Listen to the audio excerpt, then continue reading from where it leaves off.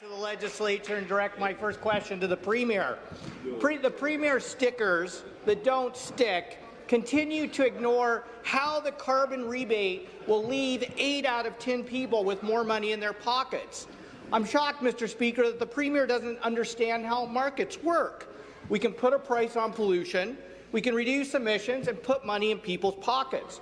The Premier says he wants to make life more affordable, but he continues to... Member for Guelph. The member for Essex will come to order.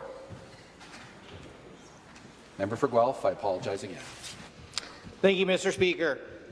Through you, Mr. Speaker, the Premier says he wants to make life more affordable for people, but he continues to waste our hard-earned tax dollars fighting a program that actually puts money in the pockets of 80% of Ontarians. So, Mr. Speaker, why does the Premier want to raise taxes on 80% of Ontarians by taking away their carbon rebates? Questions addressed to the Premier.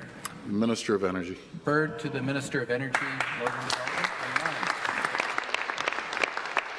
I want to thank the honourable member, Mr. Speaker, and I would point out to him that the only problem that we've had with stickers are Liberal staffers actually peeling them off gas pumps. You might want to check.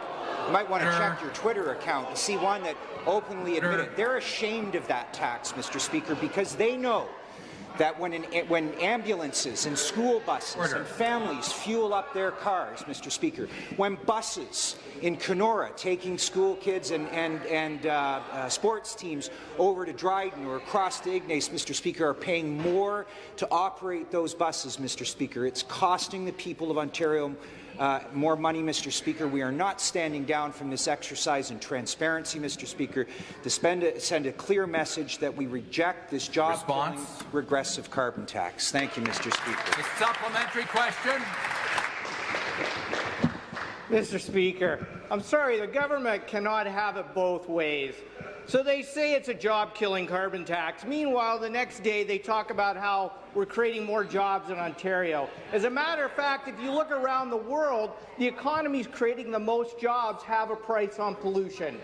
The bottom line is the people of Ontario are problem solvers, not problem deniers.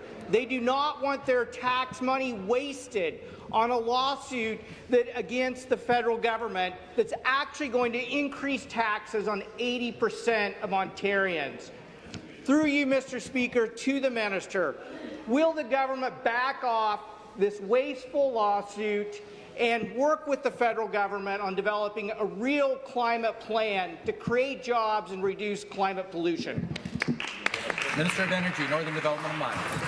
Mr. Speaker, if the member could just provide any evidence that a carbon tax, especially here in Canada, has actually reduced GHG emissions. The only thing that's happened, Mr. Speaker, is that it's increased the costs of living in those jurisdictions. That's a fact, Mr. Speaker.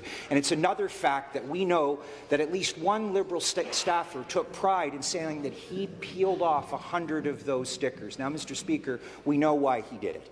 We know because that government at the time introduced a job-killing carbon tax, Mr. Speaker, that's still having impact on regions. I can speak as a guy from northwestern Ontario, Mr. Speaker. We're having some hard times. Some of those jobs that are being created here are still a challenge for us in northern Ontario. And the last thing that mill needs up in Ear Falls, Mr. Speaker, spending $1 million extra a year to the member of Keewatin on the carbon tax alone to operate that is unacceptable. We'll stand with woodland operators, we'll stand with our mills, we'll stand with our mines and the people of this province who are paying way too much. Thank you. Thank you.